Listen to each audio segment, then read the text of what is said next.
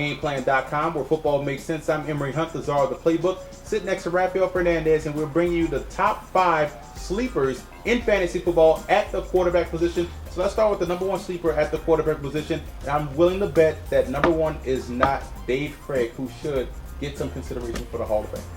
I agree with that, by the way. Number 1, I have Josh Freeman from the Tampa Bay Buccaneers. Here's a guy that can put up great numbers. He has a lot of receivers to throw to, and I think he improves every year. And this season, he takes that next step and becomes one of the top quarterbacks in the league. Freeman has a bright future ahead of him. That Bucs team is going to be dangerous for a long time. Who's number 2? At number 2, I have Matthew Stafford, a guy that, if he stays healthy, and that's a key word, he benefits from having Megatron, and he's going to have a good season throwing the ball. I mean, he's a solid number 2 quarterback if he stays healthy.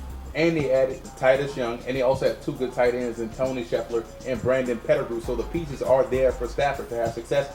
He has to stay on the field. Number 3. At number 3, I have Mark Sanchez of the New York Jets. If the Jets allow him to throw the ball, he has the weapons. He can be a great quarterback for you. A solid number 2 in this league. Not quite yet a number 1, but a solid number 2 quarterback if they take the training wheels off of you. You got to let him throw the football. You draft him as a quarterback. If he's not going to let him throw it, you could just put a running back there. Number 4 on the list. Number 4, I have Sam Bradford of the St. Louis Rams. And he is a guy that, even though he had a good season as a rookie, I don't believe he's going to have the sophomore jinx. I think he's going to be better than he was last season. He has the weapons to throw to, and I like the coaching staff there in St. Louis, and I think he's going to be a good number 2 quarterback for you. Oh man, you think about it, they're getting Avery back, Donnie Avery. They're getting Mark Clayton back, and they add 2 rookies in Greg Salas out of Hawaii and also Austin Pettis out of Boise State. Both guys catch everything thrown their way. So there's going to be a lot of success out there in St. Louis. This may be a special year for those guys as far as winning their division early on paper. But we know you have to play the game, but they have the weapons in place for Sam Bradford to be successful. Number 5.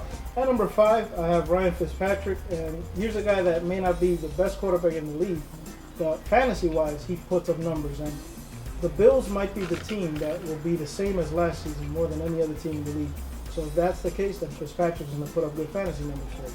So here's a guy that is a solid number 2. You can have a quarterback and put up good numbers for you. And, you know, with Fitzpatrick, one thing, he's not afraid to throw the football deep, and he will take shots down the field, and that results in a lot of big plays. So he does put up some good fantasy numbers. The problem is it's like this. You know, you don't know what you won't get that flat line consistency from week to week. So that's the only thing that worries me about Ryan Fitzpatrick. So I guess no Dave Craig, no Jim Everett made the list, but I can only hope that one day those guys will get their adjusted, good, solid players that people don't even talk about anymore. For more fantasy football previews, visit footballgameplan.com/fantasy or visit our YouTube channel at youtube.com/footballgameplan. And listen to the Football Game Plan radio show, which airs Saturdays, 11 a.m. Eastern Time at blogtalkradio.com/footballgameplan.